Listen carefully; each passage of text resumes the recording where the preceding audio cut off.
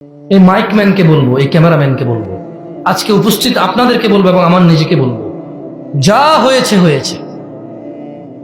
সূরা ফুরকানের ওই আয়াতের আহ্বানের দিকে আসি আমরা সবাই।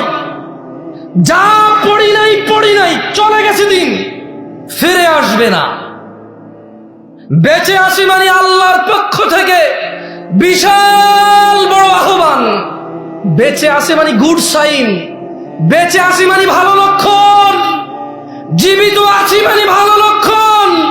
কারণ তিনি সুবহানাহু ওয়া তাআলা বলছেন ইল্লা মান তাব, অতঃপর যে অপরাধ থেকে ফিরে আসে, তওবা করে, ওয়া আমানা, ঈমান আনে, ওয়া আমিলা আমালান সালিহা, এবং ভালো কাজ করে, ফাউলাইকা ইউবাদদিলুল্লাহু সাইয়্যাতিহিম হাসানাত। যে লোকটা খারাপ থেকে ফিরে আসে, ঈমান আনে, ভালো কাজ করে, তার আগের যত পাপ আছে আল্লাহ নেকিতে পরিবর্তন করে। নামাজ যেগুলো ছুটেছে খালাস।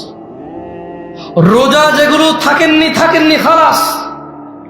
মদ যতটুকু খেয়ে ফেলছেন খালাস। জানা যা হওয়ার হয়ে গেছে খালাস। উদাসীনতা যা হওয়ার হয়েছে খালাস।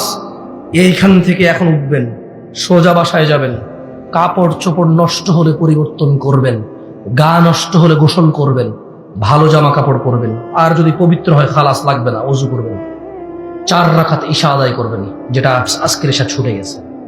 আল্লাহকে বলবেন, ইয়া আল্লাহ, তুমি বলেছো যদি আমি পিছের পাপ ছেড়ে দেই আর তোমার কাছে মাপ চাই, ওই পাপগুলো আর যদি না করি, তাহলে আমার পাপে যে গুনাহ হইতো ওই গুনাহগুলোকে তুমি উল্টা নেকির পাল্লা দিয়ে দিবা, ওজনটুকু। সুবহানাল্লাহ।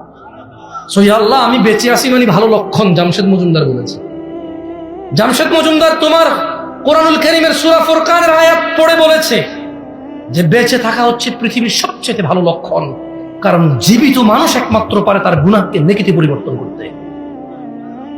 জীবিত মানুষ আল্লাহর কাছে তওবা করতে পারে, ক্ষমা চাইতে পারে, ফিরে আসতে পারে, ইবাদত করতে পারে, ভালো কাজ করতে পারে, সংশোধন হইতে পারে। মৃত মানুষ পারে না। যে মরে গেছে তার শেষ, তার আর কিচ্ছু করার নাই এই পৃথিবীতে। আল্লাহ আমাদেরকে বোঝার তৌফিক দান করুন।